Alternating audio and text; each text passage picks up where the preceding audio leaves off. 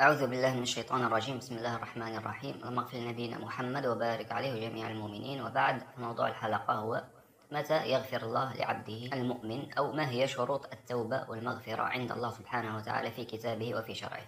نبدأ على بركة الله بآيات من سورة النساء عند قول الله: إنما التوبة على الله للذين يعملون السوء بجهالة ثم يتوبون من قريب فأولئك يتوب الله عليهم وكان الله عليما حكيما. وليست التوبة للذين يعملون السيئات حتى إذا حضر أحدهم الموت قال إني تبت الآن، ولا الذين يموتون وهم كفار أولئك أعتدنا لهم عذابا أليما. فكما نلاحظ، فالله يبين شروط التوبة هنا، أنه على المؤمن إذا أذنب ذنبا أن يتوب مباشرة وألا يؤخر التوبة، كما يقول سبحانه وتعالى: إنما التوبة على الله للذين يعملون السوء بجهالة ثم يتوبون من قريب.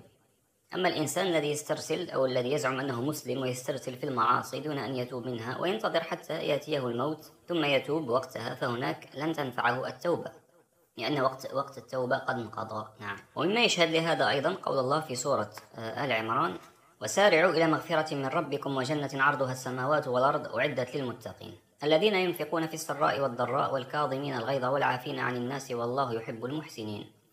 ثم يقول سبحانه وتعالى هنا الشاهد: والذين إذا فعلوا فاحشة أو ظلموا أنفسهم ذكروا الله فاستغفروا لذنوبهم ومن يغفر الذنوب إلا الله ولم يصروا على ما فعلوا وهم يعلمون أولئك جزاؤهم مغفرة من ربهم وجنات تجري من تحتها الأنهار خالدين فيها ونعم أجر العاملين. كذلك الله يبين شروط المغفرة هنا ودخول الجنة. ماذا يقول؟ والذين إذا فعلوا فاحشة أو ظلموا أنفسهم، أي أذنبوا وقعوا في الذنب، ماذا فعلوا؟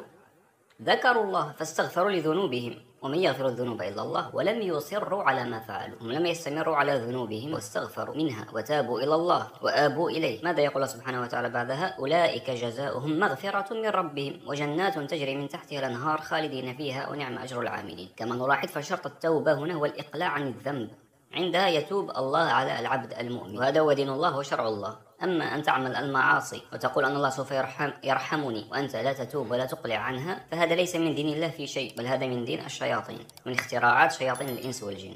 كذلك يقول الله سبحانه وتعالى في سورة الأعراف: ورحمتي وسعت كل شيء. وهذه الآية يستدل بها كثير من الناس الغارقين في المعاصي والذنوب والذين لا يريدون التوبة، يقولون أن رحمة الله واسعة وهو يرحم الجميع. الله سبحانه وتعالى يقول: ورحمتي وسعت كل شيء فسأكتبها. فكما نلاحظ، فالله يقيد هذه الرحمة ولمن سوف يكتبها: فسأكتبها للذين يتقون ويؤتون الزكاة والذين هم بآياتنا يؤمنون الذين يتبعون الرسول النبي الأمي الذي يجدونه مكتوبا عندهم في التوراة والإنجيل يتحدثون عن أهل الكتاب. طبعا والأمر عام في جميع الناس، يأمرهم بالمعروف وينهاهم عن المنكر ويحل لهم الطيبات ويحرم عليهم الخبائث ويضع عنهم إصرهم الأغلال التي كانت عليهم، إلى أن يقول الله سبحانه وتعالى: الذين آمنوا به وعزروه ونصروه واتبعوا النور الذي أنزل معه أولئك هم المفلحون. فكما نلاحظ، فالله يقيد رحمته الواسعة لمن يكتبها للمتقين الذين يتبعون الآيات ويتبعون الرسول والكتاب المبين، والرسول طبعا يحكم بكتاب الله كما بينا في حلقات ماضية. إذن فرحمة الله وتوبة الله على عباده ومغفرة الله ذنوب عباده مقرون بشروط، وهي الإقلاع عن هذه الذنوب، استغفار الله والتوبة والأوبة إلى الله سبحانه وتعالى والعمل الصالح. نعم، هذا ما أردت أن أشاركه معكم في هذه الحلقة. هذا والله أعلم. اللهم اغفر لنبينا محمد وبارك عليه وجميع المؤمنين. إلى لقاء آخر إن شاء الله، والسلام عليكم.